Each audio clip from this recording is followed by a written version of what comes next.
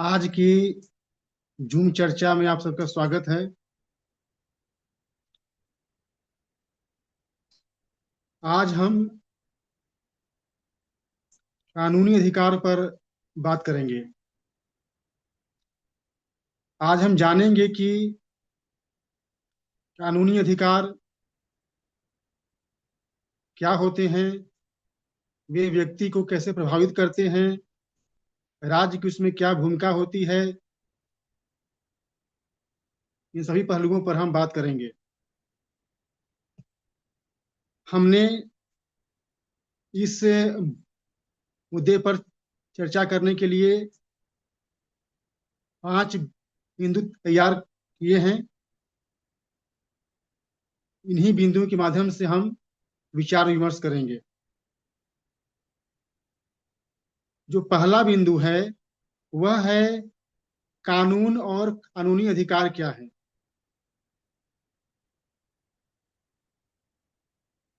सबसे पहले हमें जानना आवश्यक है कि कानून क्या है। कानून का तात्पर्य वो उपनियम या नियम है जिन्हें समाज या सरकार व्यक्ति के व्यवहारों को नियंत्रित करने के लिए बनाती है। उदाहरण के लिए हम हमारे यहाँ हमारे देश में पार्लियामेंट कानून का निर्माण करती है। जो सत्ताधारी पार्टी होती है वह सरकार के रूप में हम हमारे लिए कानून का निर्माण करती है। कानून का निर्माण जो व्यक्ति है, जो नागरिक है, उसके व्यवहारों को नियंत्रित करने के लिए होता है। अब बात आती है कि कानूनी अधिकार क्या है। देखिए, जब किसी देश का संविधान बनता है तो उसी संविधान के अनुसार वहां पे कानूनों का निर्माण होता है। जैसा वहां का संविधान रहेगा, उसका स्वरूप होगा, उसका उद्देश्य लक्ष्य होगा, उसी के अनुसार उस देश में कानून का निर्माण होते हैं। जो अधिकार हमें कानून के माध्यम से मिलते हैं उन्हें हम कानूनी अधिकार कहते हैं। उदाहरण के लिए संपत्ति का अधिकार, मतदान का अधिकार, सुरक्षा का अधिकार, ये जो अधिकार हैं इन्हें हम कानूनी अधिकार कह सकते हैं। अब बात इसमें आती है, जो दूसरा बिंदु है कि संपत्ति का अधिकार जो वर्तमान में कानूनी अधिकार है उसे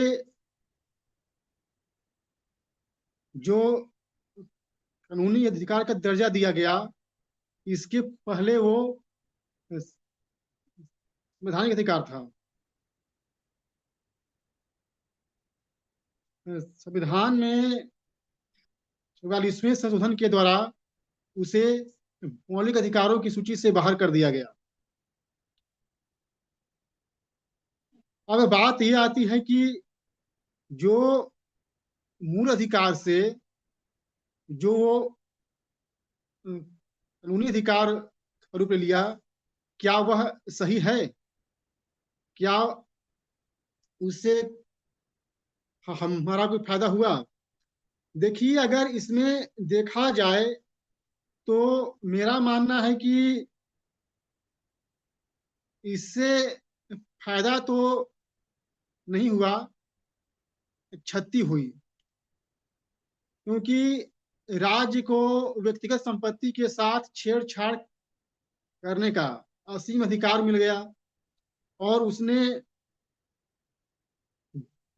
जो भी उचित लगा उसने किया। अभी हाल ही में एक फैसला आया है कि सुप्रीम कोर्ट ने बोला कि निजी संपत्ति में सरकार दखल नहीं दे सकती। ये जो संपत्ति का अधिकार को कानूनी अधिकार का रूप दिया गया, इससे सरकार ने व्यक्ति के व्यक्तिगत संपत्ति में हस्तक्षेप किया, जिसका परिणाम सही नहीं है। क्योंकि अधिकांश लोकतांत्रिक देशों में संपत्ति का अधिकार मूल अधिकार है, लेकिन यहाँ पे साम्यवादी देशों का मॉडल अपनाया गया और इसे कानूनी अधिकार का रूप दे दिया गया। जो तीसरा बिंदु है कि अनावश्यक कानून, जो हमारे यहाँ अनावश्यक कानून है वह हमारे लिए अभिशाप की तरह है। जो भारतीय व्यवस्था है उसके लिए अभिशाप की तरह है, और यह जो समाज है उसको तोड़ने का ही प्रयास कर रहा है। उदाहरण के लिए दहेज एक्ट, शराबबंदी, या इसके अलावा गांजा का उपयोग, ये जितने भी कानून हैं ये सारे अवांछनीय हैं, अनावश्यक है। इससे कानून का मकड़जाल बनता है, जिससे व्यक्ति फंसता है। इसकी सबसे बड़ी विडंबना ये है कि जो व्यक्ति शरीफ होते हैं, ईमानदार होते हैं, वो तो इसका पालन करते हैं, लेकिन जो सही मायने में अपराधी है वो इसका पालन नहीं करते हैं। वह बस इसका उल्लंघन करते हैं और अपना काम करते हैं। इसका जो ऐसे कानून है इसका दुरुपयोग भी बहुत है, जैसे कि SC/ST एक्ट है या दहेज एक्ट है। ये ऐसे अवांछित कानूनों का दुरुपयोग भी बहुत है। हम अब आए दिन सुनते हैं कि दहेज के झूठे आरोप में जेल भेज दिया गया या SC/ST एक्ट लगा दिया गया। इन कानूनों का दुरुपयोग बहुत ज्यादा है। सरकार का जो मुख्य कार्य है हिंसा से सुरक्षा प्रदान करना, वह तो सरकार दे नहीं पा रही है। उल्टे वह अनावश्यक और अवांछित कानून बनाकर जनता को मुश्किल में डाल रही है। यह जो कानून व्यवस्था है यह हमारी सामाजिक व्यवस्था को कहीं न कहीं तोड़ रहा है।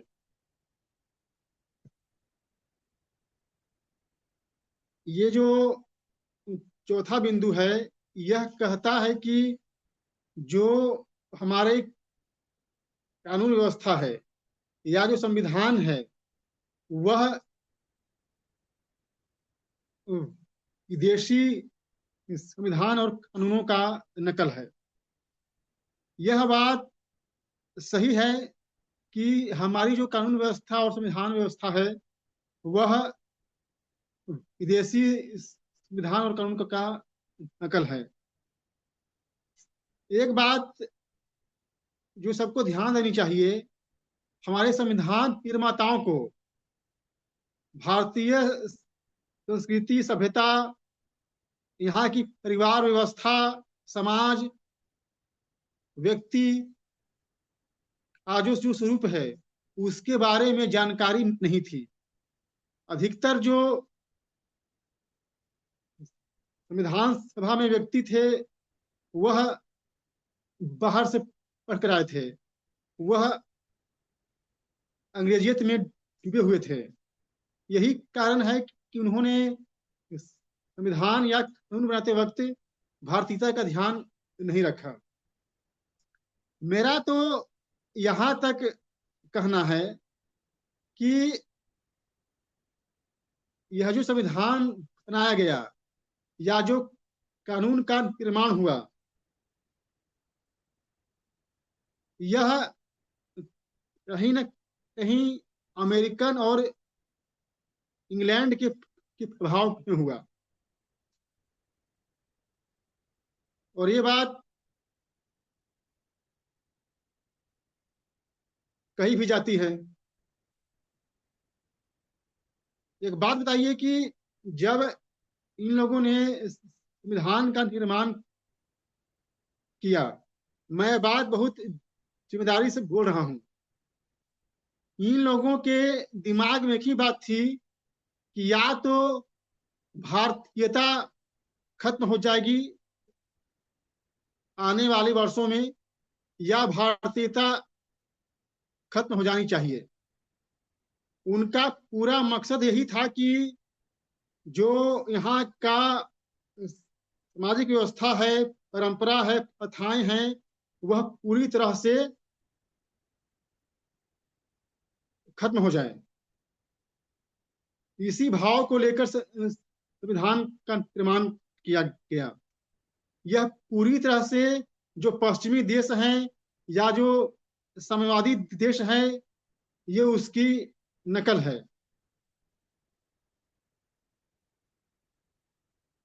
इसी का परिणाम है कि इस कानून व्यवस्था से हमारा जो परिवार है, समाज है, वह कमजोर ही हुआ है। जो अंतिम जो बात है कि कानून से कभी भी चरित्र निर्माण नहीं हो सकता। आमतौर से देखा जाता है कि कानून के माध्यम से सरकारें चाहती हैं कि हम व्यवस्था कायम करें, लेकिन कानून व्यवस्था का निर्माण नहीं कर सकता। वह लोगों का चरित्र का निर्माण नहीं कर सकता। अगर व्यक्ति के चरित्र का निर्माण करना है या व्यवस्था को आदर्श बनाना है, तो हमें संस्कारों का निर्माण करना पड़ेगा। हमें व्यक्ति में नैतिकता, आचरण और सदाचार के बीज बोने पड़ेंगे। व्यवस्था को ऐसा बनाना पड़ेगा कि व्यक्ति उसमें अच्छे से रहे, जो व्यवस्था, नैतिकता, सामाजिक समरसता को बढ़ावा दे। दुर्भाग्य से ऐसा नहीं हो रहा है। हमारे यहाँ जो व्यवस्था है वह उल्टा कानून का इतना मकर जाल है कि व्यक्ति ईमान बन रहा है, जिसके चलते यह व्यवस्था असफल हो रही है। चरित्र निर्माण या आदर्श व्यवस्था केवल समाज दे सकती है, वह राज्य या सरकार नहीं दे सकती।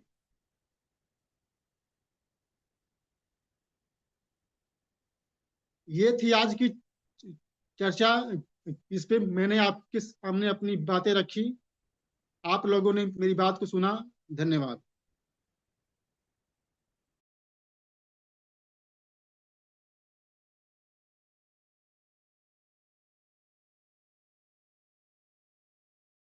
धन्यवाद विपुल जी।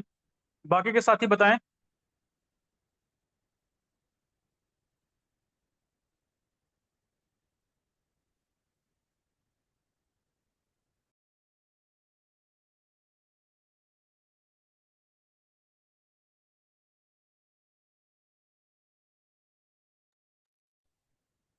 चलिए मैं थोड़ा सा इसमें कुछ कहता हूँ।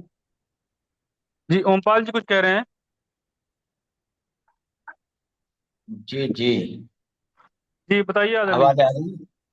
जी आवाज आ रही है ना? जी जी बताइए। सभी बंधुओं को सादर नमस्कार। कानून और कानूनी अधिकार, ये विषय हमारे साथी विपुल जी ने रखा और इसको बखूबी विश्लेषित किया कि कानून वो होते हैं, वो या तो समाज द्वारा बनाए गए नियम या फिर हमारी सरकार द्वारा बनाए गए नियम, जिससे व्यक्ति का व्यवहार नियंत्रित रहे, वही हमारा कानून है, जिसको लिपिबद्ध करके हमने संविधान नाम दे दिया है। अब उसमें कुछ दायित्व तो हैं व्यक्ति के नियमानुसार कि उसको अपने व्यवहार की सीमाएं क्या रखनी है, वो उसके अधिकार हैं कि वो कहाँ तक अपनी बात को रखने में, जैसे भाषा की स्वतंत्रता है, उसको अपनी भाषा अपनाने का अधिकार है, किस भाषा में बात करे ये उसको पूरा अधिकार है, कैसी शिक्षा ग्रहण करे इसका भी अधिकार है उसको, कहाँ जीवन यापन करना चाहता है, कौन सी जॉब करना चाहता है, ये उसको कानूनी अधिकार है। किसी दूसरे की स्वतंत्रता में दखल न हो, इसके लिए उसके नियम बने हुए हैं, जिनको हम कानून का नाम देते हैं। कुछ समाज के नियम हैं जो कि संविधान में वर्णित नहीं है, पर समाज के द्वारा मान्यता है, समाज में लोग उनको मानते हैं, और उन्हीं से हकीकत में तो जो समाज कायदे कानून बनाता है, उन्हीं से व्यक्ति के चरित्र का निर्माण होता है, अर्थात उसी से व्यक्ति का व्यक्तित्व निखरता है, उन्हीं कायदों में रहने से। दूसरा बिंदु है, संपत्ति के अधिकार को मूल अधिकार से कानूनी अधिकार में बदलना सही होगा या गलत होगा। भाई, कोई भी व्यक्ति अपनी बुद्धि से, अपने सामर्थ्य से, अपनी शक्ति से अगर संपत्ति एकत्रित करता है, तो इसमें किसके अधिकारों का हनन है, और अपनी संपत्ति को वो कितने लोगों में बांटना चाहता है, इससे किसको क्या आपत्ति है। नहीं होना चाहिए, ये व्यक्ति की खुद की, क्योंकि उसके सामर्थ्य से किया गया। हाँ, अनैतिक रूप से अगर प्राकृतिक संसाधनों का एकत्रीकरण किया जाता है, तो वो संपत्ति, जो प्राकृतिक संपदा है, वो संपत्ति मूल अधिकारों में नहीं होना चाहिए। बाद बाकी जो द्रव्य वो कमाता है, वो उसका निजी होना चाहिए, इसमें कोई दो राय नहीं है। तो ये नियम संपत्ति का सभी अधिकारों को, सभी चीजों को संपत्ति की सरकार के अधिकार में ले लेना, मतलब वो व्यक्ति के साथ, संपत्ति के साथ जैसा व्यवहार करना चाहे वैसा करे, ये केवल अब इस अधिकार का गलत प्रयोग करके समाज में अव्यवस्था ही फैली है, इसलिए ये नियम तो बिल्कुल गलत है। अनावश्यक कानून तो बहुत सारे बने हैं, क्योंकि जिनकी आवश्यकता नहीं है, जो समाज समाज के काम है, जो समाज के दायित्व हैं, जिनमें समाज को निर्णय लेना चाहिए, उन निर्णयों को सरकार ले रही है। कानून के हिसाब से संविधान जो बनाया, पहले नियम बनाए, उसका लिपिबद्ध कि हमारे नियम क्या होने चाहिए, BN राव ने ड्राफ्टिंग एक पुस्तक के रूप में हमारे कायदों की थी। बाद में अंग्रेजों के षड्यंत्र से और हमारे यहाँ के कुछ स्वार्थी नेताओं के षड्यंत्र से भीमराव अंबेडकर को उसका प्रमुख बना दिया कि साहब संविधान के निर्माता तो भीमराव अंबेडकर है, जबकि इनका लेश मात्र भी उस संविधान के अंदर योगदान नहीं है। तो ये अव्यवस्था वाली बात है, क्योंकि जो चौथा पॉइंट है वो इसी से आता है, 1498 से लेकर के, और जब तक हमारा संविधान बना, आजाद हुए 47 तक, उस समय सबसे अधिक नुकसान पुर्तगालियों ने किया, क्योंकि वो तो अपना फायदा देखना चाहते थे। पुर्तगाली आए, फिर डच आए, फिर फ्रेंच आए, और ये आए तो इन्होंने लूट मार की और यहाँ से संपदा ले गए, वो एक वहां तक ठीक है। लेकिन उसके बाद जो अमेरिकन आए और अमेरिकन के साथ ब्रिटिशर्स आए, सबसे बड़ा भारतीय समाज का या भारतीय संस्कृति का नुकसान इन्हीं अंग्रेजों के द्वारा किया गया है। इस्लाम के द्वारा नुकसान नहीं किया गया, क्योंकि इस्लाम जो आया वो यहाँ स्थापित हो गया, उसने यहाँ के नियमों को, कायदों को अंगीकार कर लिया और समाज के साथ उसने सामंजस्य बना लिया। वो इसी मिट्टी में अपने आप को खोजने लग गए और इसी मिट्टी के हो गए। तो ये उनका तो ठीक है, लेकिन सबसे ज्यादा जो कम्युनिज्म की विचारधारा यहाँ आई, अमेरिकन और ब्रिटिशर्स आए, तो उन्होंने कंपनियां भेजना शुरू की, अपनी कंपनी बना करके, और फिर भारतीय संपदा का दोहन कैसे किया जाए, इसके लिए उन्होंने एक ब्रिटिश संसद में उस समय के भारत को कैसे तोड़ा जा सकता है, यहाँ हमेशा के लिए इनको किस प्रकार से इनकी विचारधारा को, क्योंकि जब तक यहाँ की शिक्षा पद्धति, जो हमारे संस्कार थे, प्राचीनतम व्यवस्था थी, लोगों के दिलों में बसी हुई थी, वो तब तक ना तो यहाँ की एकता टूटने वाली थी, ना यहाँ की परिवार व्यवस्था टूटने वाली थी, ना यहाँ का समाज टूटने वाला था। उस व्यवस्था को तोड़ने का काम इन अंग्रेजों ने किया, और इतना ही नहीं किया, बल्कि इन्होंने हमारी जो प्राकृतिक संपदा थी, ये जो वनों का जो एक्ट बनाया, हमारे जंगल और जमीन, इसमें जो तमाम संपदा, सोने की खानें, चांदी की खानें, अभ्रक की खानें, इनका ऐसा नियम बनाया कि जब उनकी कंपनी लेती थी तो उन्हें लाइसेंस मिलता था, उन्हें कोई दिक्कत नहीं। अगर भारतीय किसी वृक्ष को काटता था तो उसको उसके लिए सजा दी जाती थी। भाई हमारी संपदा हमने बनाई, और हमारे जो विचारक थे उस समय, आजादी के समय जो कानून बनाने वाले थे, वो अब क्या, बुजुर्गों को अपन ज्यादा कुछ कह नहीं सकते हैं, क्योंकि बुजुर्ग हैं, बुजुर्ग थे, विद्वान थे, विचारक थे, अच्छी बात थी, लेकिन उनका अपना खुद का स्वतंत्र विचार एक भी संविधान के अंदर नहीं है। हमारे यहाँ समाज में कानूनों की कमी थी, या विद्वानों की कमी थी, विचारकों की कमी थी, लेकिन नहीं, ये एक षड्यंत्र था जो अंग्रेजों ने कुछ स्वार्थी तत्वों के साथ मिलकर के सारे के सारे उन्हीं के नियम, आज का जो संविधान बना है वो वाकई में पूरी विदेशों की नकल है, और उसमें लिखा भी है, कहीं आयरलैंड से लिए गए, कहीं कहीं से लिए गए, नीति निर्देशक तत्व हैं, आदि आदि, सारे के सारे नियम जिस देश से लिए गए उस देश का बाकायदा उल्लेख भी किया गया। तो हमारे यहाँ क्या प्रतिभा की कमी थी?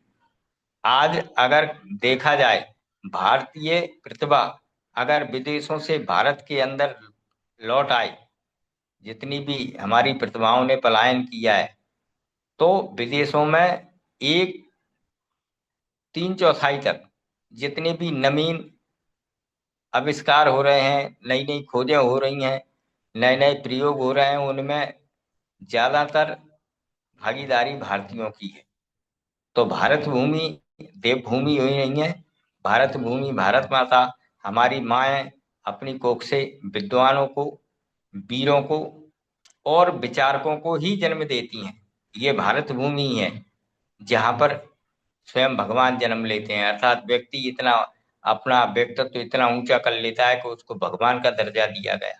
कहीं किसी देश में ऐसा नहीं हुआ जहाँ कोई व्यक्ति इतने उच्च आदर्श का व्यक्तित्व स्थापित कर पाया हो कि उसकी गिनती अद्वितीय पुरुषों में, अर्थात दूसरे ग्रह के या पैरानॉर्मल लोगों की तरह की जाती हो। भगवान रामकृष्ण परमहंस, स्वामी दयानंद सरस्वती जी, ऐसे महान विद्वान हुए हैं जिनको हम भगवान की श्रेणी में रख सकते हैं और रखते ही हैं। ठीक है, क्योंकि इनके चरित्र का हम अनुसरण करते हैं, पूरा भारतीय समाज इनका ऋणी है। 5वां बिंदु है, कानून से कभी चरित्र का निर्माण बिल्कुल नहीं। कानून से ही चरित्र का निर्माण होता है, जिसको हम कानून कह रहे हैं ये विकृत चीज है। कानून कहना, ये इसको हम कायदे कहें, नियम कहें, चाहे वो समाज के हों चाहे सरकार के हों, वो नियम है, जब व्यक्ति नियमों के अनुसार काम करता है तो वह उसका व्यक्तित्व का गठन ही होता है। तो जब वो नियमों के समय का पाबंद होगा, पारदर्शी उसकी सोच होगी, तो चरित्र का निर्माण कहीं होगा। नियमों से, कानूनों से ही चरित्र का निर्माण होता है। स्वच्छंदता से कभी भी चरित्र का निर्माण नहीं हुआ है, ना आगे होगा। बात अपनी सोच की है। इसको जब हम बृहद परिप्रेक्ष्य में सोचते हैं तो ये सब चीजें हमारे सामने उपस्थित होती हैं। और कहीं ना कहीं व्यक्ति जब बड़ा होता है तो वो शुरुआत में नकल करना सीखता है। नकल के बाद ही जब उसके विचार विकसित होते हैं तो फिर अब उसकी एक अलग विचारधारा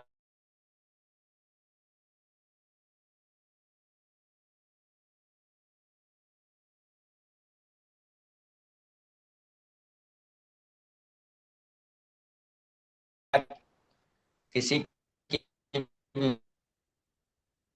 विचार उसकी आवाज कट रही है, थोड़ा सा। प्रक्रिया है, पुनर्जागरण की, अंगीकार करके उतारेंगे नहीं।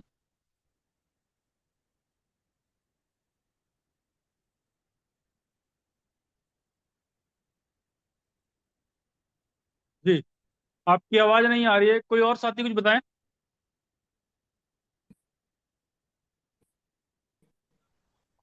जी जी, आगे और कोई विचार रखे। जी, मैं थोड़ा सा इस विषय पर रख देता हूँ। देखिए, जो चौथा और पांचवा पॉइंट है, भारतीय संविधान या हमारी कानून व्यवस्था है जो वो नकल है विदेशों की। 1860 के हमारे यहाँ कानून चलते हैं या 1872-73 के एक्ट चल रहे हैं, तो वो तो बिल्कुल स्पष्ट दिखाई देता है कि कानून तो वास्तव में नकल है ही। और जब जलियांवाला बाग का कांड हुआ उस समय रोलेट एक्ट लगा हुआ था। उस समय भी नियम था कि चार लोग एक जगह जगह इकट्ठा नहीं हो सकते हैं। हमारे यहाँ धारा 144 लगती ही है। तो उसका मूल कारण ये है कि दंगे फसाद होते हैं, तो इसको किसी तरह से नियंत्रित किया जाए।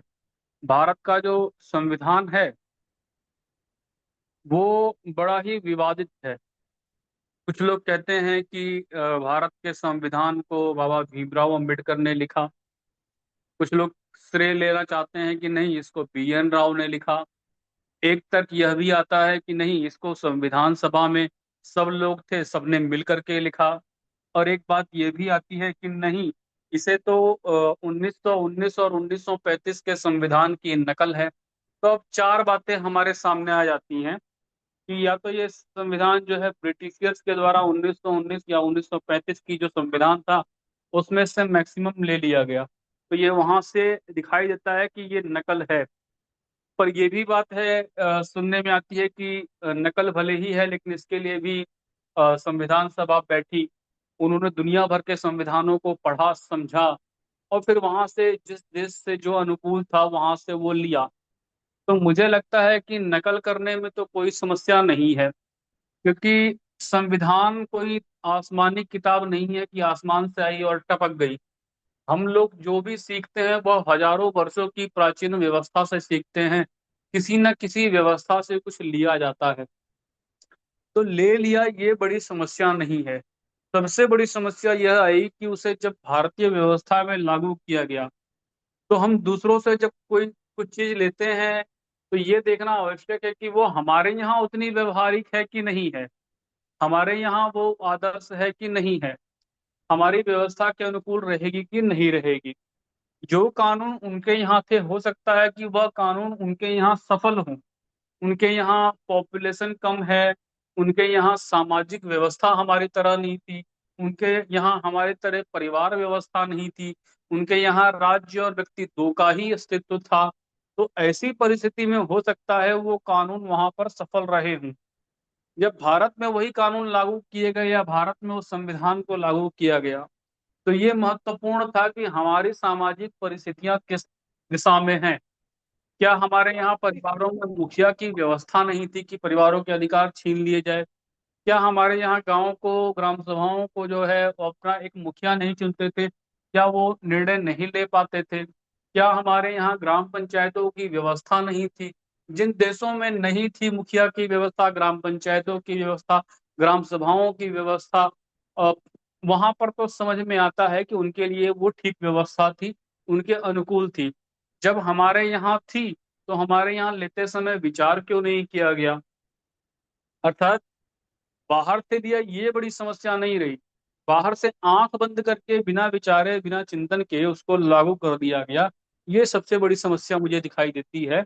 और वो भारत के लिए बिल्कुल भी व्यवहारिक नहीं रहा, क्योंकि भारत की सामाजिक स्थितियां उनसे अलग थी।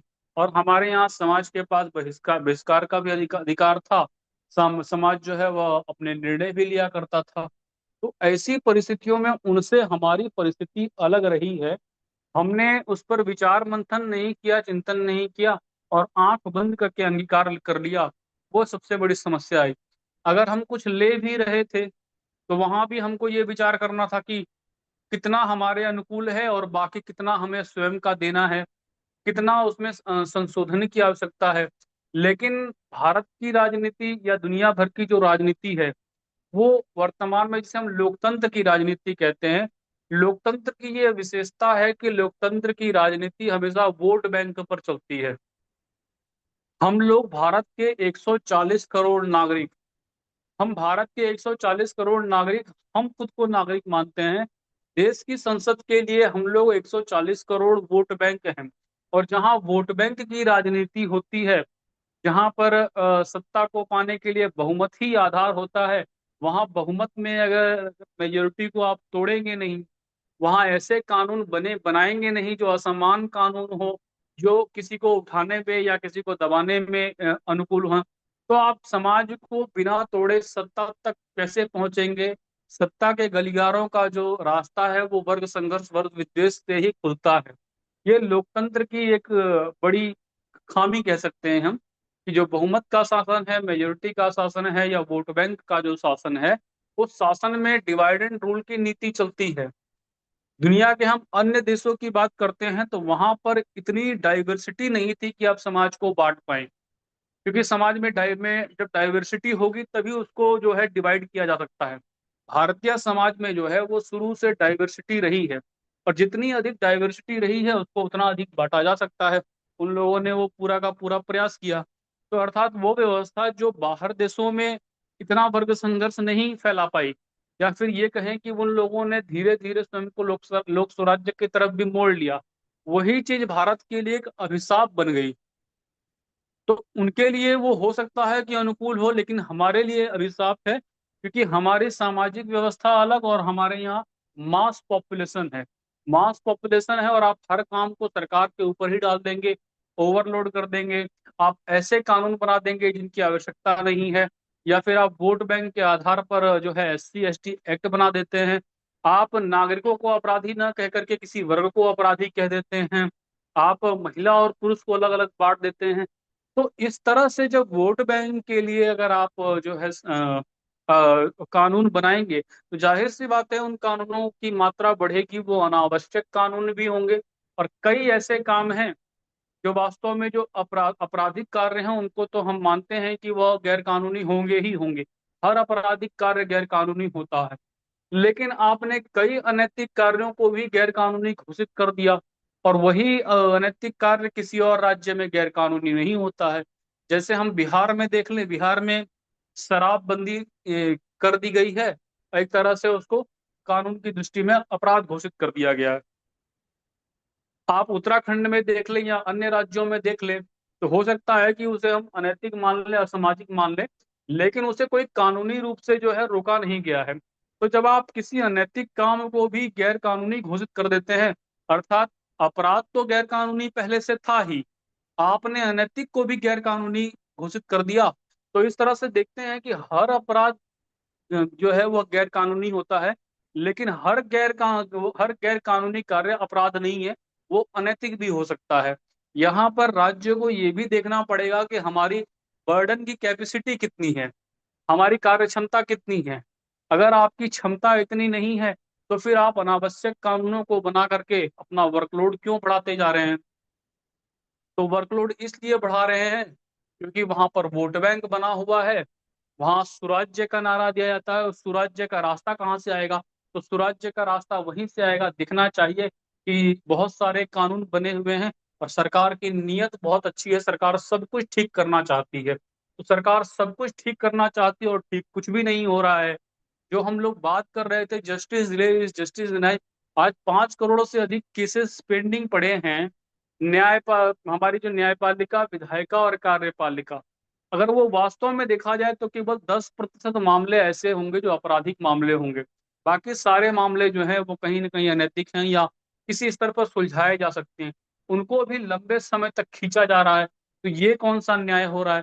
अर्थात हम अपनी व्यवस्था को देखें तो न तो व्यक्ति न्यायपालिका से न्याय पा रहा है और ना ही जो है उसको कोई विधायिका से उम्मीद है कि ऐसे कानून बनेंगे जहां पर व्यक्ति को टाइम से न्याय मिल जाए। तो न्याय तो व्यक्ति को मिल ही नहीं पा रहा है। हम लोगों ने एक मूवी देखी थी दामिनी, बड़ा ही उसमें एक जो, भले ही वो एक मूवी है लेकिन एक बात जो कहता है उसमें कि तारीख पर तारीख, यही वास्तव में हमारी न्याय व्यवस्था की जो है स्थिति है। हम लोग न्याय चाहते हैं और हम लोगों को कानून मिल रहे हैं, तो उन कानूनों को क्या करेंगे जो न्याय ही न दे पाए? तो एक तो इन लोगों को सीमा निर्धारित करनी पड़ेगी, लेकिन वो सीमा निर्धारित इसलिए नहीं हो पा रही है कि कहीं ना कहीं वोट बैंक है, कहीं ना कहीं राजनीति है, कहीं ना कहीं न्यायपालिका विधायिका की सुप्रीमेसी की लड़ाई है। तो इन सारी परिस्थितियों के बीच में ये सारी व्यवस्था सुधर जाएगी, मुझे लगता है कि इसके लिए जन जागृति करनी पड़ेगी। और राज्य कभी नहीं चाहेगा कि समाज इतना मजबूत हो कि वह सामाजिक मामलों को या सामाजिक कुरीतियों को दूर कर लें। मैं एक उदाहरण देता हूं। आज भारत की हम जो बात करते हैं वर्तमान व्यवस्था, इसमें छुआछूत अस्पृश्यता जैसी चीजें बहुत कम हुई हैं और लगभग लगभग न के बराबर धीरे धीरे हो रही हैं। लेकिन आज भारत के नेता चाहते ही नहीं है कि छुआछूत खत्म हो, क्योंकि यदि छुआछूत खत्म हो गया तो उनकी वोट बैंक की राजनीति जो है प्रभावित होगी। इसलिए जो कुरीति खत्म हो रही है, उस कुरीति को जीवित रखने का पूर्ण प्रयास जो है वो हमारी विधायिका के द्वारा किया जा रहा है। यानी वो कभी नहीं चाहेंगे कि ये चीज समाप्त हो जाए। तो वो दिखते तो ऐसे हैं कि समस्याओं का समाधान बन कर रहे हैं, लेकिन किसी समस्या का समाधान होने नहीं देना चाहते। ये बात वही आ जाती है कि एक जो हम लोग कहानी सुनते हैं एक भेड़िए की और एक कुत्ते की, वहां पर कुत्ते के गले में पट्टा देखता है भेड़िया, तो कहता है कि ठीक है, तुम्हारे तुमको सारी सुविधाएं, तुमको मुबारक, मुझे स्वतंत्रता चाहिए। तो राज्य कभी चाहेगा नहीं कि वो स्वतंत्र हो, वो लगातार जो है कुत्ते को रोटी खिलाता रहेगा, सारी सुविधाएं देता देता रहेगा, भले ही उसके गले में पट्टी बंधी हुई है, वो पट्टी को नहीं देख देख पा रहा है, उसको लग रहा है जो मिल रहा है। तो जब ऐसी सामाजिक व्यवस्था रहेगी तो जो काम हमारे यहाँ साधु संतों का होना चाहिए, सन्यासियों का होना चाहिए, जो हमारे यहाँ कथावाचकों का काम होना चाहिए चरित्र निर्माण का, वो काम राज्य कर रहा है। मतलब राज्य ही संत की भूमिका में है, राज्य ही आचार्य बन गया है, वही कथावाचक बन गया है, वही सब कुछ कर रहा है और कर कुछ भी नहीं पा रहा है। तो ये बड़ी भयंकर स्थिति है कि जब आप ओवरलोडेड हैं तो ये काम आप जो चरित्रवान लोग हैं उन पर छोड़ दीजिए, कथावाचकों पर छोड़ दीजिए। हमारे यहाँ जो संत परंपरा के लोग हैं, संन्यास परंपरा के लोग हैं, चरित्रवान लोग हैं, उन पर आप छोड़ दीजिए। तो आप उनको भी कंट्रोल करते हैं और उनके विरुद्ध आप नकली जो है साधु संत जो है वो सत्ताएं खड़ा करती हैं, अपना प्रतिनिधित्व खड़ा करती हैं, और ऐसा दिखाई देता है कि वो भला कर रहे हैं। अर्थात जहां से भला हो सकता है उसको भी वो लोग कमजोर कर रहे हैं, वहीं पर अपना व्यक्ति घुसा देते हैं, अपना पक्ष खड़ा कर देते हैं। तो ऐसी परिस्थितियों में सुधार नहीं हो पाएगा जब तक समाज मजबूत नहीं होगा, और राज्य होने देगा इसकी कोई गारंटी नहीं है और इसकी नीयत दिखती भी नहीं है। यही एक तरीका जो हम लोग कर रहे हैं, इससे समाधान हो सकता है। धन्यवाद। बाकी के साथी अपनी बात रख सकते हैं। नमस्कार बंधुओं, मैं पवनजय। जी बताइए। आज पहुंचने देखिए, भी कई दिन बाद आए हैं। हाँ बाबा। हाँ, आप कहीं दिल्ली चले गए थे, वो ज्ञानंद जी बताए थे। जी जी बाबा। आप बताइए।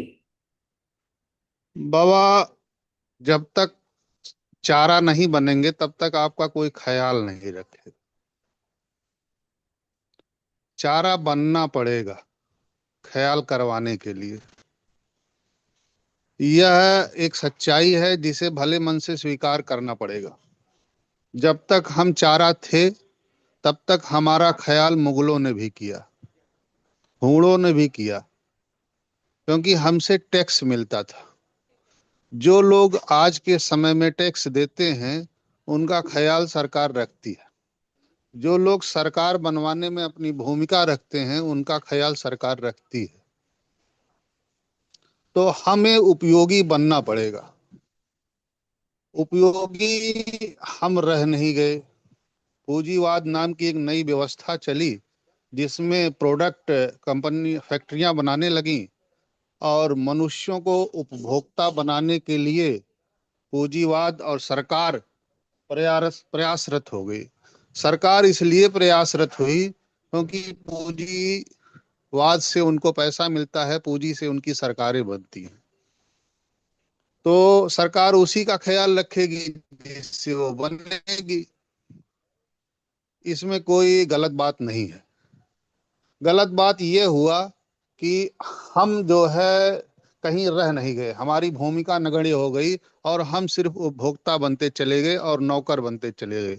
शूद्रवाद के इस टाइम में हम शूद्रों से, जो हमारी वर्ण व्यवस्था थी जिसमें शूद्रों की भी एक महान प्रक्रिया थी, उससे भी नीचे गिर के नौकर और गुलामों की स्थिति में आ गए, जो बहुत ही आसान है, जिसका बनना और होना बहुत ही सुखदायी होता है। नौकर बन जाना, गुलाम बन जाना किसी किताब का, किसी व्यक्ति का बहुत ही हितकारी होता है, बहुत ही सुखदायी होता है। स्वतंत्र रह पाना, आजाद रह पाना बहुत ही बुद्धि का काम है और बड़ी ही पीड़ा का काम है। जितनी स्वतंत्रता आप चाहेंगे उतने संघर्ष आपके लिए खड़े होंगे। रही बात ये कि हम उपभोक्ता कैसे बन गए, हम व्यापारी थे। भारत व्यापार का एक जगह था जहां पूरी दुनिया पैसा कमाने के लिए आती थी, लेकिन हम यंत्रों से हार गए। यंत्रों से मनुष्य जीत नहीं सकता। ऐसी स्थितियों में हमें नई सोच डेवलप करनी होगी, हमें नई व्यवस्था बनानी पड़ेगी। हम बहुत दिन तक इसलिए नहीं टूटे कि हमारा अभी परिवार नाम का एक संगठन है जो अभी तक है, जो पूरी दुनिया का सबसे महान संगठन है हमारे यहाँ, वह अभी तक हमको जीवित रखे हुए हुआ है, हमारी पहचान बनाए रखा हुआ है। हमारी अनेकता हमको जिंदा रखी हुई है, क्योंकि हम किसी संगठन या किसी एक रास्ते पे चलने वाले लोग नहीं हैं। हम मत विभिन्नता को स्वीकार करते हैं, इसलिए हम सीधे संघर्ष में, सीधे लड़ाई में हारते नहीं हैं। और हमारी हमेशा से यह सोच रही है हम भारतीयों की कि हम लड़ते नहीं थे, बच के निकल जाते थे। हम मुगलों से भी नहीं लड़े। हमने राजा बनने की प्रक्रिया में कोई रोल नहीं अदा किया। राजा आप अगर हिंसा से बन रहे हो तो बनते रहो, हमसे कोई मतलब नहीं है। हम सोने के अंडा देने वाली मुर्गी हैं, आप मेरा ख्याल रखोगे तो हम आपको सोने के अंडा देते रहेंगे। लेकिन वह प्रक्रिया नष्ट हो गई। ये यंत्रवाद का शुरुआत हुआ, पूंजीवाद की शुरुआत हुई। अब हमें पूंजीवाद में और यंत्रवाद में अपनी भूमिका निभानी पड़ेगी, तभी हम सक्सेस हो पाएंगे। धन्यवाद बाबा जी। बाकी के साथी बताएं।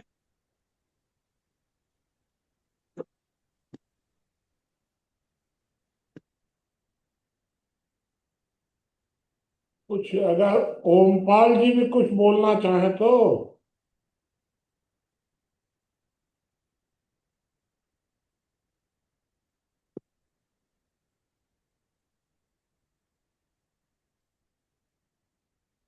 चलिए और लोग बताइए।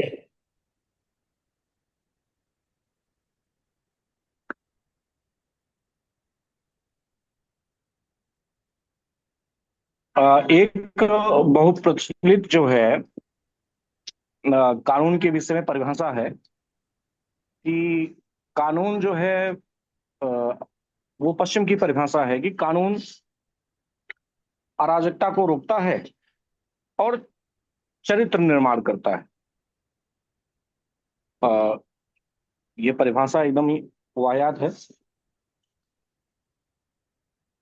कानून जो है, ठीक है, लोगों के अधिकारों को जो है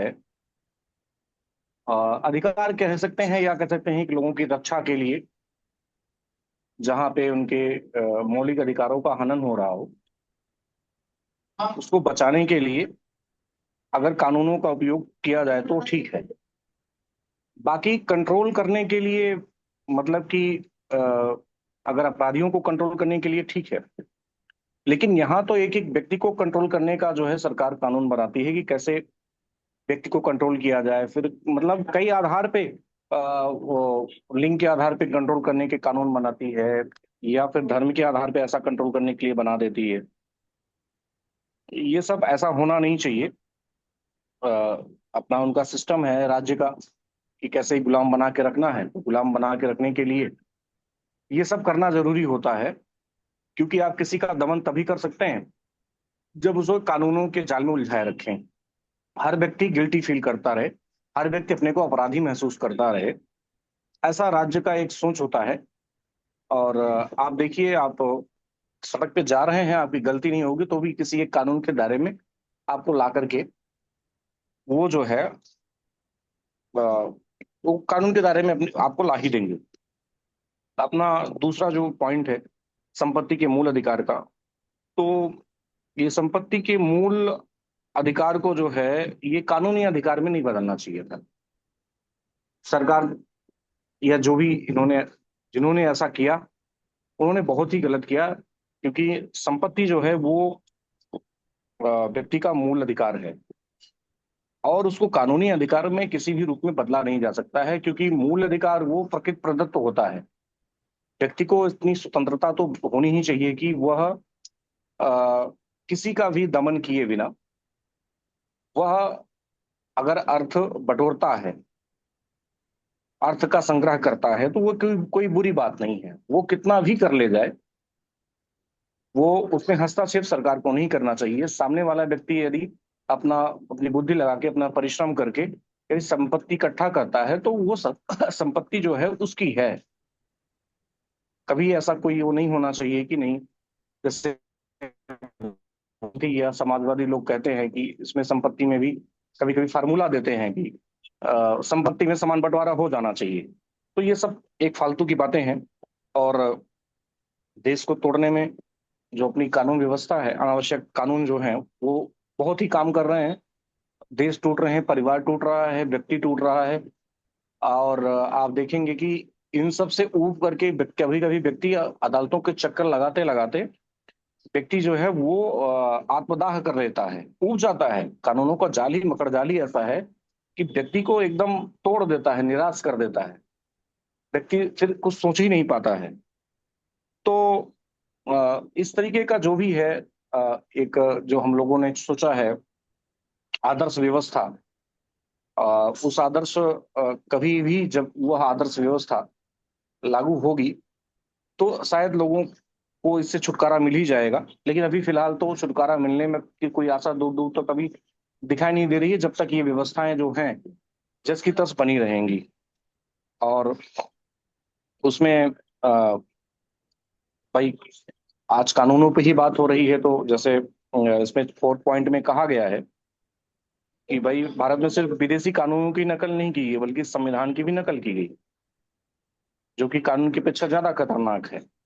तो जो विदेश में कानून थे जो देश काल परिस्थिति के अनुसार होने चाहिए, अभी मोदी गवर्नमेंट ने बहुत सारे ऐसे कानून खत्म किए जिनका कोई कार्य ही नहीं था, लेकिन फिर भी वो कानून बने हुए थे। कई ऐसे कार्य थे जो परेशान करने कानून थे जो परेशान करने हेतु बनाए गए थे, कुछ तो उसको भी उन्होंने खत्म किया है। वो किसी जगह पे वहां पे ठीक हो सकता है या नहीं भी हो सकता है, वहां के लिए उपयोगी हो सकता है, लेकिन भारत में कैसे हो सकता है? इस बात को जो है जो संविधान बनाने वाले थे उनको सोचना चाहिए था। तो संविधान को भारत के अनुरूप, भारतीयता के अनुरूप और भारत के परिवेश के अनुरूप बनाया जाना चाहिए। मैं इसके जो भी संविधान की नकल जो की गई है उससे जो उसका जो प्रभाव पड़ा है समाज पे, परिवार पे और व्यवस्था पे जो प्रभाव पड़ा है उसका मतलब बहुत ही बुरा प्रभाव रहा है। एक हिसाब से कह सकते हैं कि भारत को बर्बादी की ओर ले जाने का पूरा एक मार्ग प्रशस्त किया गया उन लोगों के द्वारा। मैं अपनी बात को समाप्त करता हूँ, धन्यवाद। बाकी के साथी बताएं।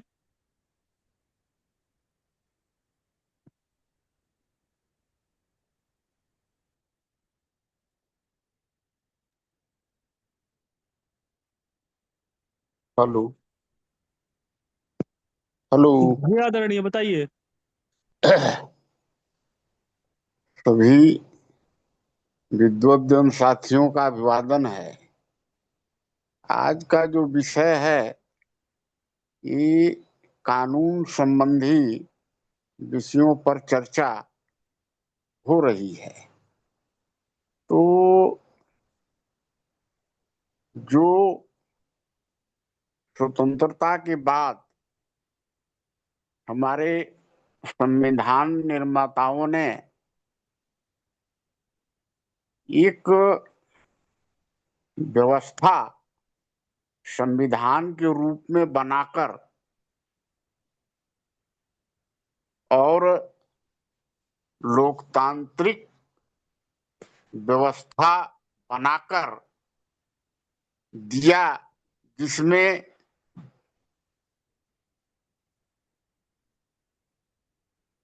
जितने भी संसद हैं 543 सांसद जो चुने जाते हैं उनको विधायी अधिकार दिया और जो परीक्षा के द्वारा जो अपने गुण के आधार पर और व्यवस्था में कार्य कर सकते हैं, इसको किस स्थान पर और किस गुण के व्यक्तियों को अधिकार दिया जाए, ऐसा कार्यपालिका के अंदर व्यवस्था किया। और एक न्यायपालिका का भी व्यवस्था बनाया जो समाज के सभी व्यक्तियों को उनके न्याय और सुरक्षा की व्यवस्था करेगा। अब जो है तंत्र को, ये 365 सांसदों को समाज जो है व्यक्ति वोटिंग पद्धति के अनुसार चुन के भेजता है। अब इनको हमने जो 395 अनुच्छेद और 12 भाग और संविधान का जो बना हुआ है वो तो है ही है। अब उसमें इनको अधिकार दिया गया कि भाई आप उस संविधान में वर्तमान परिस्थितियों के अनुसार कुछ संशोधन भी कर सकते हैं और कुछ नया कानून भी बना सकते हैं। तो अब जो है कि इन्होंने एक तो जो संविधान में जो अनुसूचियां बनाई, अनुच्छेद बनाए, वो भारतीय परिस्थितियों का आकलन करके यहाँ की शैक्षणिक क्षमता, यहाँ की भौगोलिक परिस्थिति, यहाँ की विभिन्नताओं में एकता और एकता में विभिन्नता, इन सभी का आकलन करके उस व्यवस्था को कानूनी रूप का प्रक्रिया नहीं दिया। कुछ तो आयरलैंड से, इंग्लैंड से, अमेरिका से, विभिन्न जगहों के संविधानों से नकल करके कहीं कर्तव्यों का अधिकार, कहीं उत्तरदायित्व का अधिकार, कहीं का मूल अधिकार, ये ला करके जस के तस संविधान में रख दिया। अब जो है इसका दुष्परिणाम ऐसा निकला कि जो भारतीय समाज है वो प्राचीन काल से व्यक्ति, परिवार, संयुक्त परिवार, संयुक्त संपत्ति, सामाजिक व्यवस्था, वर्ण व्यवस्था, जात पात का कोई वैसा व्यवस्था नहीं था। ये सब व्यवस्थाओं को मिला करके और एक सुदृढ़ सामाजिक व्यवस्था को बना करके चल रहा था। लेकिन जब संवैधानिक व्यवस्था में कानून बनाया गया या कुछ विदेशों से कानूनों को आयात किया गया, उसमें सर्वप्रथम तो समाज को हटाकर और समाज में जाति को, संप्रदाय को, भाषा को, क्षेत्र को, अमीर गरीब, उत्पादन उपभोक्ता, इन सब को कई प्रकार की वर्गों को विशेष अधिकार दे करके और पहले तो समाज को तोड़ दिया गया। अब जो है, जो संयुक्त संपत्ति हमारे परिवार का एक मजबूत व्यवस्था था पूर्व में, उसको जो है व्यक्तिगत संपत्ति का अधिकार विदेशों से लेकर और हमारी परिवार व्यवस्था को भी तोड़ दिया गया। तो ये जो कानून बनाना गया, इसमें जो मूल अधिकार में स्वतंत्रता का अधिकार, जीने का अधिकार, अभिव्यक्ति का अधिकार, स्वनिर्णय का अधिकार, संपत्ति का अधिकार, इन अधिकारों में एक जो है संपत्ति का अधिकार जो है, उसको भी कानूनी में उसको लपेट लिया। जितना भी मनमाना हम पर टैक्स लगा करके ले सकते हैं और अपने उपयोग के लिए जो कानून बनाना होगा, उसमें ये मनमाना अपना जो है, जो हमारी संपत्ति का ये अपने सुख सुविधा में उपभोग करते हैं, उसमें किसी प्रकार का हमारा नियंत्रण नहीं है। और कानूनी अधिकार में हमारी संपत्ति को कभी भी वह किसी प्रकार से उसको आवश्यकता पड़ने पर पूरी की पूरी संपत्ति को समेट सकते हैं। तो एक तो ये जो है तो हमारी संपत्ति का ये मालिक हो गए। अब दूसरी बात जो है कि स्वनिर्णय का हमारा जो अधिकार है,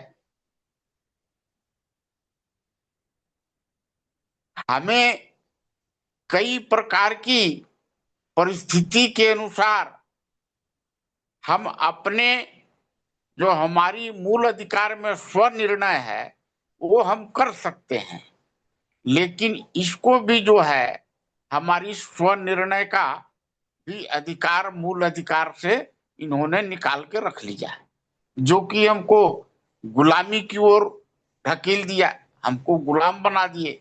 तो इस प्रकार का जो कानून बना हुआ है और इन्होंने कानून बनाने का जब इनको अधिकार मिला तो ये इतनी लंबी कानूनी लिस्ट का फेवरिस्ट बना दिया है कि सभी व्यक्ति जो है वो अपराध बोध से ग्रसित हो गया। जब चाहे तब व्यवस्था जो है किसी को भी और चलते फिरते किसी कानून में फंसाकर और जेल के अंदर डाल सकता है। इसका भय जो है समाज में पैदा कर दिया। तो ये जो है अनावश्यक कानून का जो भीड़ है ये अव्यवस्था पैदा करता है। और जब कोई आपराधिक जो है अगर किसी प्रकार से पकड़ा करके अगर जेल में जाता है तो जेल में पड़े अपराधियों को चरित्र निर्माण के लिए वहां पर इनको रामायण का ज्ञान दिया जाता है, गीता का ज्ञान दिया जाता है। अरे भैया, अपराधी अगर किसी परिवार को, कमाने वाले व्यक्ति को हत्या कर दिया, उसका प्राणांत भी हुआ, उसका जो परिवार दृष्टि है वो भूखे मर रहा है बेचारा, कितना कष्ट में है, संकट में है, और जेल में उसको ठाट से खाना मिल रहा है, दवाई मिल रहा है, सब व्यवस्था भी मिल रहा है, और फिर उसको जो है सो मतलब चरित्र सुधार की भी बात हो रही है, उसको तो वहां दंड मिलना चाहिए। तो ये सारी जो व्यवस्था में गड़बड़ी है, क्योंकि दंड की व्यवस्था जब तक तंत्र अधिकतम नहीं देगा तब तक जो है अपराध में सुधार होना मुश्किल चीज है। तो ये सारी बातें हैं जो व्यवस्था में कुछ संशोधन सुधार होना चाहिए। मैं अपनी बात को यहीं पर विश्राम दूंगा, बाकी और साथी जो हैं चर्चा को आगे बढ़ावें। धन्यवाद। बाकी के साथी बताएं।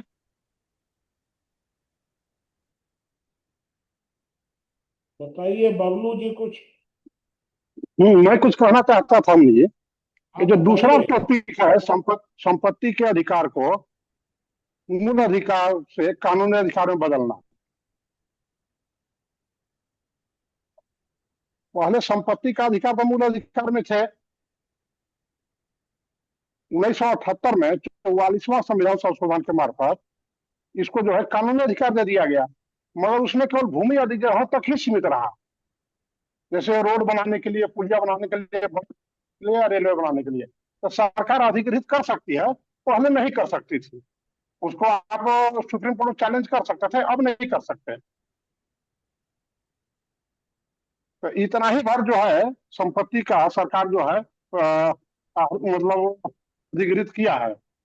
अब हम आम जनता के मार्फत देखें तो कानून गलत है, मगर सरकारी मार्फत जनहित के कार्य के लेकर के अगर हम तुलनात्मक करें तो ये कार्य अच्छे किए हैं सरकार ने। दोनों का अपना अपना तर्क है।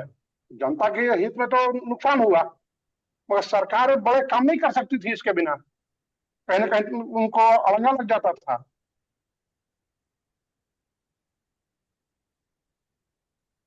बस इतना ही, बाकी अपना बात विराम कर रहे हैं।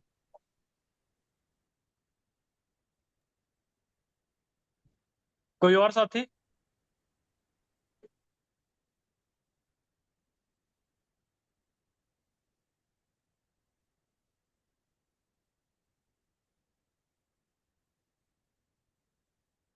चलिए और बताइए भाई।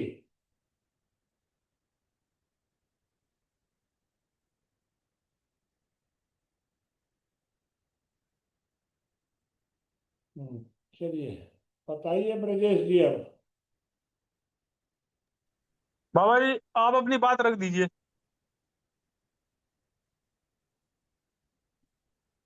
एक बात ब्रजेश जी ने कही कि कुल मिलाकर के अपराध तो भारत में 10% ही होंगे। वास्तविकता यह है कि ये बात गलत है। अपराध भारत में अधिकतम 2% है। अगर आप ठीक से बढ़िया सर्वे करेंगे तो 1% से ज्यादा नहीं होगा। इसका मतलब देखिए, बिहार में, यूपी में यह प्रतिशत 2.5-3 हो सकता है, लेकिन छत्तीसगढ़ में, उत्तराखंड में, दक्षिण भारत में भी यह प्रतिशत 1 से अधिक नहीं होगा। इसका मतलब ये है मेरे विचार से कि 99% सब बेकार है। 99% लोग जो कार्य करते हैं यह गैर कानूनी है, अपराध नहीं है। एक बात जो बबलू जी ने भी कही संपत्ति के बारे में, तो संपत्ति का अधिकार सरकार ने ले लिया। यह अलग बात है कि अभी तक उसका दुरुपयोग नहीं हुआ है। इसका अर्थ यह भी है कि हम तो उनकी दया पर जिंदा हैं। आपको एक बात पता होगा कि जिस समय हम लोग जेल में थे आपातकाल में, उस समय सरकार ने न्यायालय में यह बयान दिया था सुप्रीम कोर्ट में कि हम किसी भी व्यक्ति को बिना कारण बताए गोली मार सकते हैं।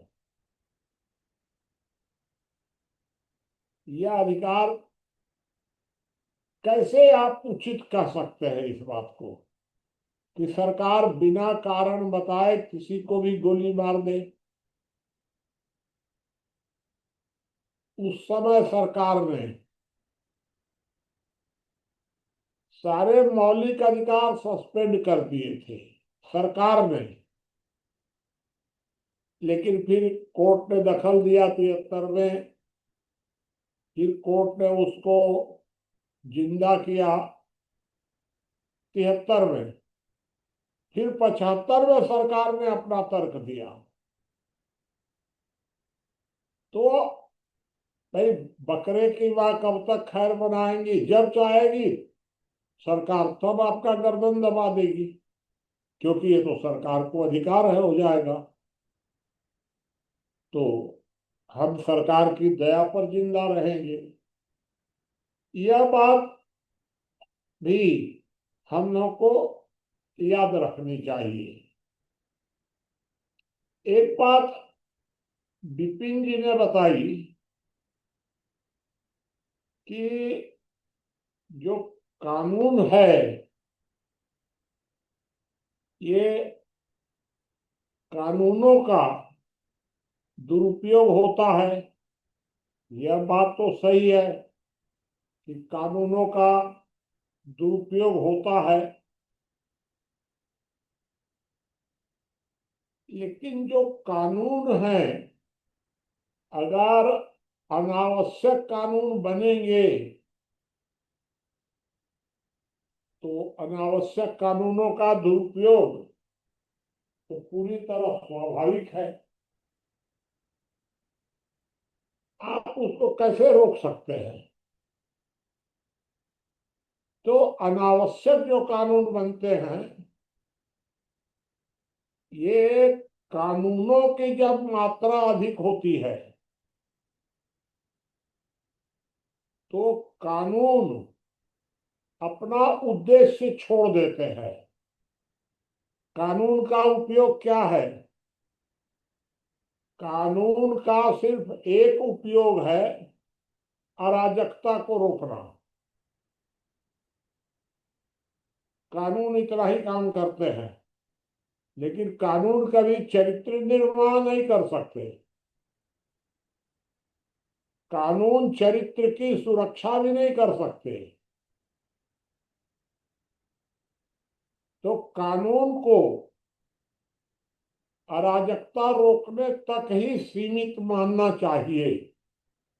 इस पर कोई अगर और कोई बात होगी, क्योंकि ये माने है कठिन विषय है, तो आप अगर और कोई बात करिएगा इस पर हम लोग और चर्चा कर लेंगे।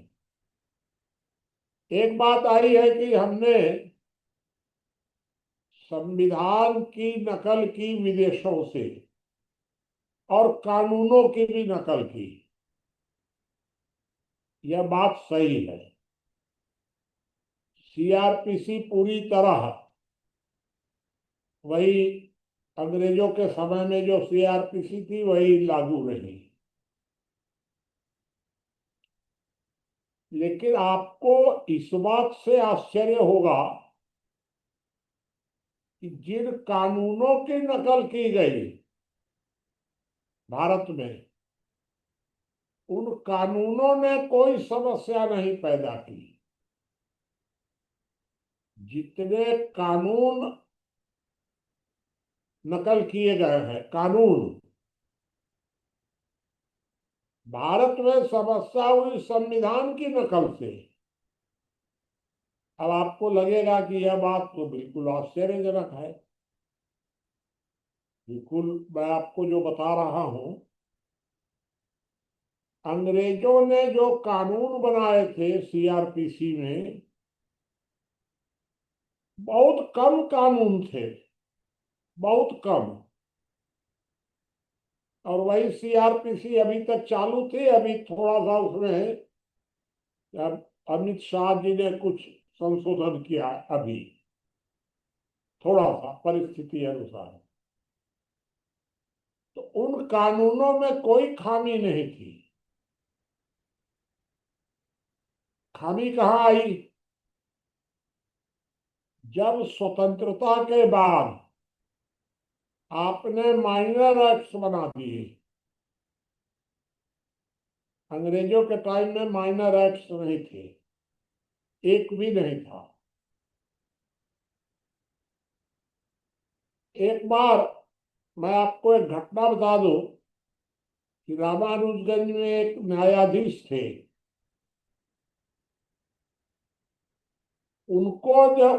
उनको मैंने बताया कि अपराध तो बहुत कम होते हैं। तो बोले कि आप बताइए कि अपराध क्या है। तो मैं कहा कि चलिए मेरे साथ थाने में,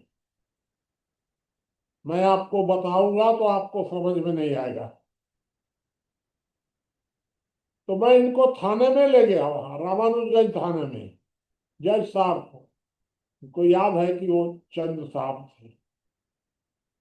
और थाना में हमारे साथ गए। हम कहे देखिए, जितना बाएं की तरफ लिखा हुआ है वो सब अपराध है, और दाहिने तरफ जो लिखा हुआ है वो अपराध नहीं है, लेकिन उसको सरकार अपराध कहती है सबको। उन्होंने कहा कि ये तो आज तक हम कभी ध्यान ही नहीं दिए थे। तो बाएं तरफ जो लिखा हुआ था वो सब अपराध था, क्योंकि वो सीआरपीसी से था। और दाहिने तरफ जो था वो माइनर एक्ट थे सब। ये भी एक बहुत विचित्र बात है। तो ये जो कानूनों की नकल की गई, उसकी अपेक्षा जो संविधान की नकल की गई वो गलती हुई है। उसमें भी जो संविधान की नकल की गई विदेशों से, उस नकल में भी बहुत सी बातें इन लोगों ने अनावश्यक घुसा दी संविधान में भी। ठीक है, इस विषय पर हम लोग फिर आगे चर्चा करेंगे, ये विषय आज का नहीं है। एक बात संपत्ति के अधिकार पर कई लोगों ने क्लियर किया है, मैं भी उसी मत का हूं कि संपत्ति का अधिकार मौलिक अधिकार है, मौलिक अधिकार रहना चाहिए। जो अनावश्यक कानून हैं, इन कानूनों से भ्रष्टाचार भी बढ़ता है, और ये अनावश्यक कानून ही अराजकता भी पैदा करते हैं। ये अनावश्यक कानून व्यक्ति का चरित्र गिराते हैं। चरित्र की सुरक्षा तो करते नहीं है कानून। इनके कारण, अनावश्यक कानूनों के कारण लोगों में चरित्रहीनता आ रही है। ये बात मैं एकदम आश्वस्त हूँ। आप और पूछिएगा तो मैं आपको और इस संबंध में बता दूंगा।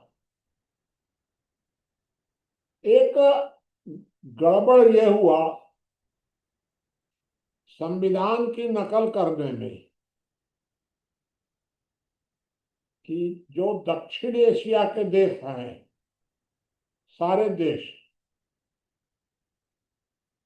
उनमें जितने भी देश स्वतंत्र हुए,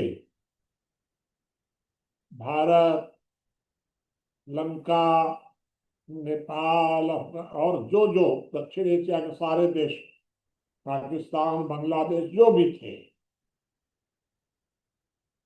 इन सारे देशों में शासन पद्धति में लोकतंत्र आया, जीवन पद्धति में नहीं। जबकि जो पश्चिम के लोकतांत्रिक देश हैं, वहां जीवन पद्धति से लोकतंत्र शुरू हुआ। ये दोनों की परिस्थितियां अलग अलग थी। एक जीवन पद्धति का लोकतंत्र और एक शासन पद्धति का लोकतंत्र। भारत में हम लोगों ने परिवार व्यवस्था में, समाज व्यवस्था में तो कहीं लोकतंत्र आया ही नहीं कभी। होगा बहुत पुराने जमाने में, मैं उस पर कोई बहस नहीं कर रहा हूं, लेकिन वास्तविक जो यथार्थ स्थिति है, उस स्थिति में हमारे पारिवारिक जीवन से लेकर के और सामाजिक जीवन तक तानाशाही ही है। आप जरा विचार करिए। आज मैंने सवेरे एक बात लिखी, बहुत लोगों को ऐसा लगा कि ये तो बहुत ही गड़बड़ बात इन्होंने लिख दी है। मैंने एक लिखा कि अगर कोई व्यक्ति, कल्पना करिए, कोई व्यक्ति अगर किसी के साथ, कोई महिला और कोई पुरुष आपसी सहमति से चोरी छिपे अनैतिक संबंध बनाते हैं, आप कौन है उसमें दखल देने वाले? आपको क्या अधिकार प्राप्त है? लेकिन ये अनावश्यक हम लोग अपना अधिकार समझते हैं कि कोई आदमी ऐसा कैसे कर सकता है, जैसे कि हम ठेकेदार हो गए उस बात के। यहां तक कि उसको मारपीट शुरू कर देंगे बिना मतलब के। तो मैंने यह बात लिखी, कई लोगों ने इस पर प्रश्न भी उठाए, कई लोगों ने। मैं इस बात को आपको बताऊं कि मेरा यह लेख आम तौर पर किसी को पसंद नहीं आया। जो मैंने लिखा पसंद नहीं आया, वो अलग बात है, तर्क दे। आपको क्या अधिकार है, कौन रोक सकता है उसको? तो रोक सकता है तो परिवार, परिवार का कोई सदस्य नहीं। ऐसा नहीं है कि कोई भी परिवार का सदस्य जा करके उसके साथ दखल देना शुरू कर दे। कोई परिवार की व्यवस्था दखल दे सकती है, व्यक्ति नहीं। अब बाहर का आदमी कैसे दखल देगा? बाहर के आदमी को अगर वो बात गलत लगती है तो वो जा करके और समाज में अपनी बात रखे कि भाई ऐसा ऐसा हो रहा है, तो समाज सोचेगा इस विषय पर। आप ग्राम सभा में रखिए और कहीं रखिए जा करके, और जैसा निर्णय होगा होगा। ये तो सरासर गुंडागर्दी है कि आप उसको ठेकेदार समझ लेते हैं अपने को, कि गलती हो रही है तो हम उसको पीट सकते हैं। ये बिल्कुल गलत है। इसलिए मैंने आपको यह बात भी बताई, इस तरह की जो गलतियां हो रही हैं, अब ये गलतियां हो क्यों रही हैं?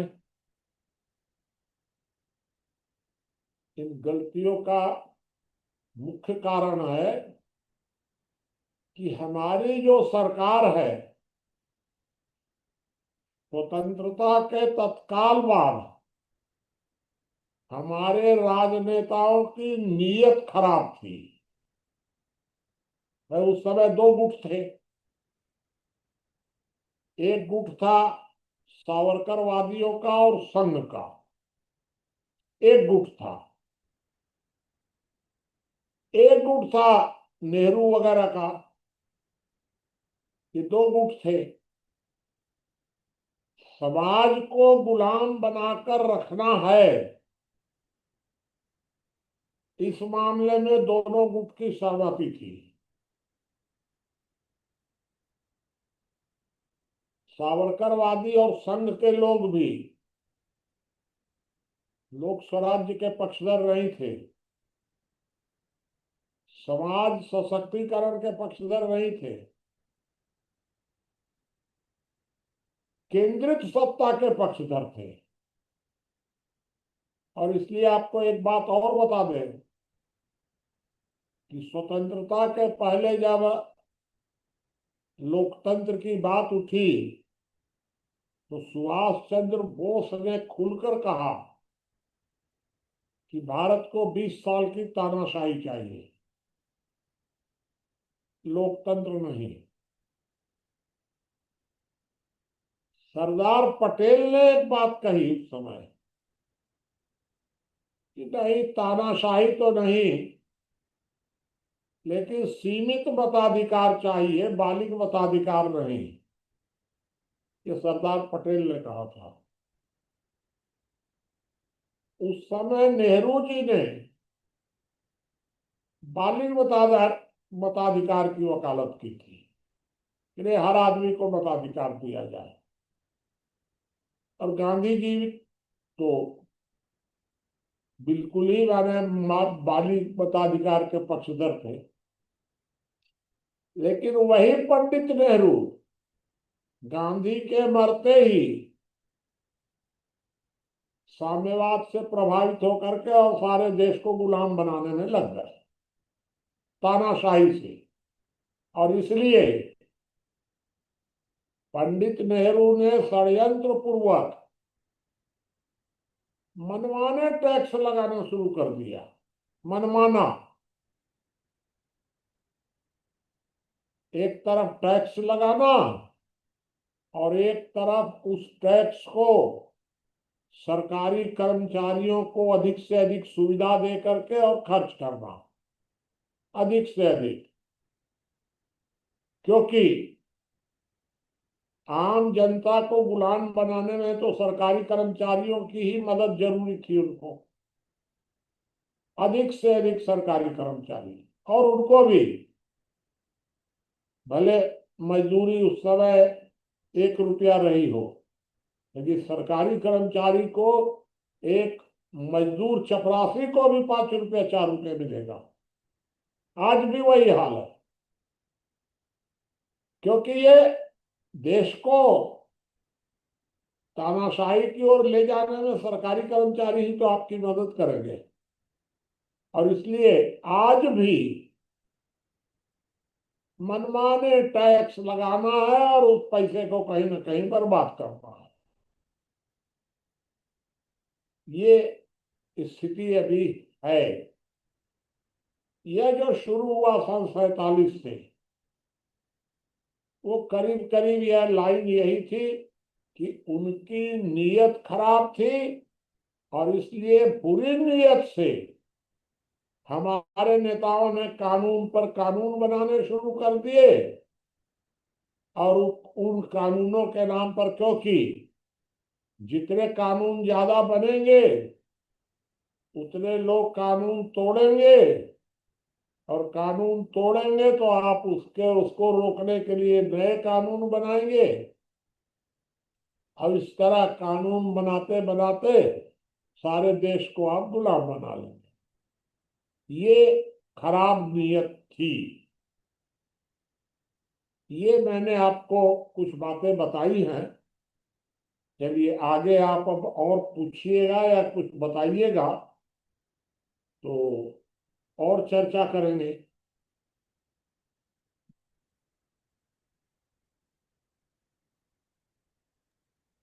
और कोई साथी बताएं।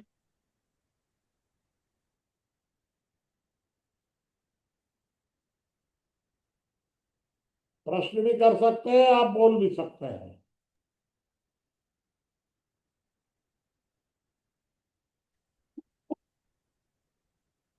मैं थोड़ा कुछ कहना चाहता हूँ जी। आप बताइए। अभी आपने कहे कि अपराध जो है 1 से 2% है कुल आबादी का। लगभग ये ठीक है।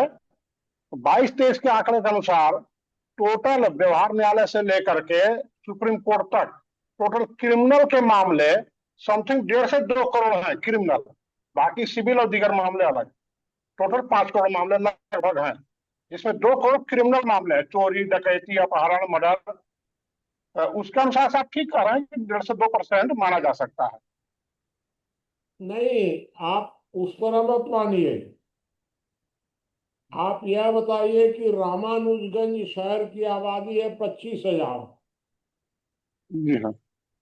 और रामानुजगंज में अगर अपराधियों को आप छांटेंगे तो सब मिला करके रामानुजगंज शहर में 25,000 की आबादी में आपको 100 अपराधी नहीं छट के निकल सकेंगे। नहीं, उसी प्रकार से 140 करोड़ तो हम निकाल लिए उसको। अब तो पूरे एक देश के परसेंट बाद भी नहीं हुआ। 140। हाँ, 1% के समथिंग माना जा सकता है। हाँ, 1% अगर आबादी में निकालेंगे तो आपको 250 आदमी होना चाहिए रामानुजगंज में। है ये नहीं है भाई। अपराध में क्या क्या गिनिएगा? एक आप गिनिएगा चोरी, डकैती, लूट।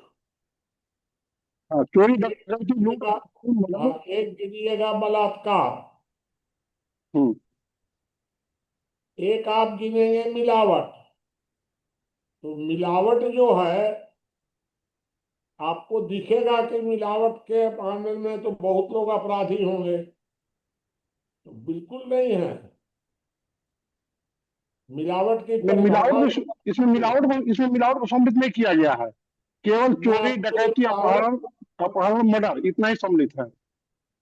तो मिलावट के मिलावट मामले में मिलावट सम्मिलित नहीं है। सरकार की परिभाषा गलत है मिलावट की। हाँ। नहीं, इन आंकड़ों में मिलावट सम्मिलित नहीं है। केवल चोरी, डकैती, अपहरण, मर्डर, चलिए और कोई लूट। बात किसी की?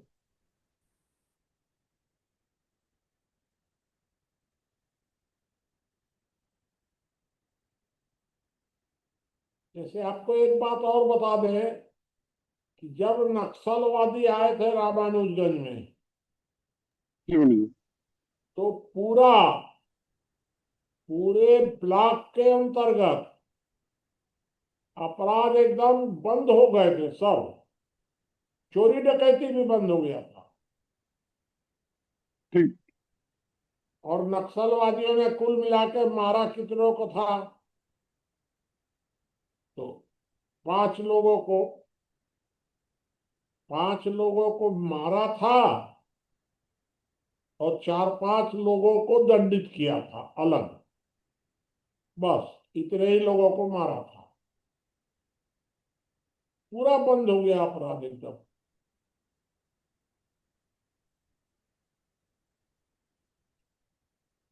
चलिए और कोई बात?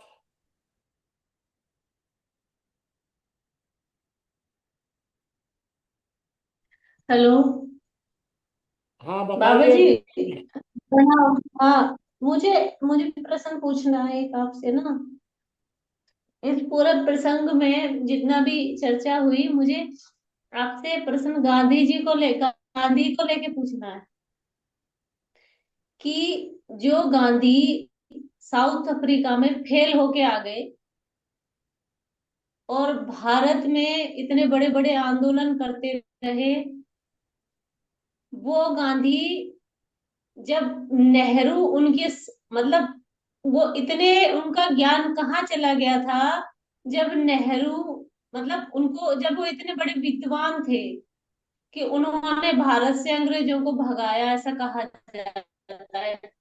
तो उनको ये क्यों नहीं समझ में आ रहा था, इसकी, नेहरू की आदतों से, उसके कामों से, उसके चिंतन से, उसकी जीवन शैली से, कि जब वो अंग्रेजों के साथ बैठते थे, जिस तरीके का उनका एनवायरनमेंट था, जहां से वो पढ़ के आए थे, जिस जिस गो बैक साइमन वो कह रहे थे गांधी जी, अंग्रेजों भारत छोड़ो कह रहे थे, वही शिक्षा लेके जो नेहरू आया, तो ये गांधी जी की विद्वता कहाँ चली गई थी कि उसको ये समझ में नहीं आया कि ये उन्हीं की शिक्षा दीक्षा लेके आया हुआ, ऑक्सफोर्ड से पढ़ा व्यक्ति, जो भारत को, जैसे गांधी को खुद भारत के बारे में नहीं पता था। गांधी जी ने लिखा है, चंपारण जब उन्होंने शुरू किया बिहार से, तो उन्होंने अपनी किताब में लिखा है कि मैं भारत की स्थिति से अनभिज्ञ था। तो गांधी के समझ नेहरू क्या अनभिज्ञ नहीं होगा? क्या नेहरू उस लायक है? तो नेहरू के साथ असहयोग आंदोलन अंग्रेजों के साथ तो चला दिया उन्होंने, नेहरू के साथ क्यों नहीं चलाया उन्होंने असहयोग आंदोलन? नेहरू जी उनकी वजह से पोषित होते रहे, आगे बढ़ते रहे, और वो उनका बैकबोन बने।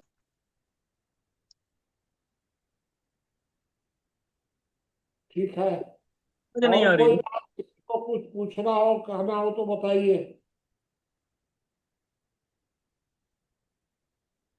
बाबा जी, मेरे प्रश्न का उत्तर नहीं देंगे आप? सुन तो लिए हैं सब लोग आपकी बात। किसी को अगर अगर किसी को सवाल करना होगा तो आपसे पूछेंगे। नहीं, मैंने ये प्रश्न पूछा आपसे ना, बात नहीं रखी।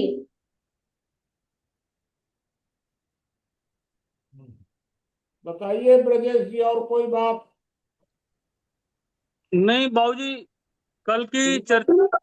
अब कोई नेताजी का कोई प्रश्न भी है उसमें, आज वाले विषय पर? उनकी लास्ट में आवाज कट गई, पूरी तरह से आ नहीं पाई।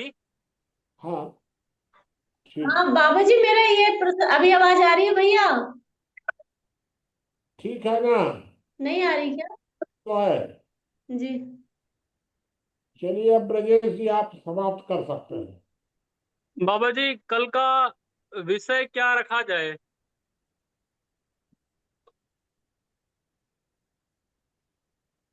हम लोग विचार कर रहे थे कि अ, अब इसको समाप्त करके हम लोग वैचारिक की तरफ बढ़ें, या फिर हम लोग जो है जनहित पर रख लें। जैसा होगा आप लोग सोच लीजिएगा। जी बाबूजी, ये विषय ज्यादा लंबा जाएगा तो फिर बहुत बोरिंग हो जाएगा।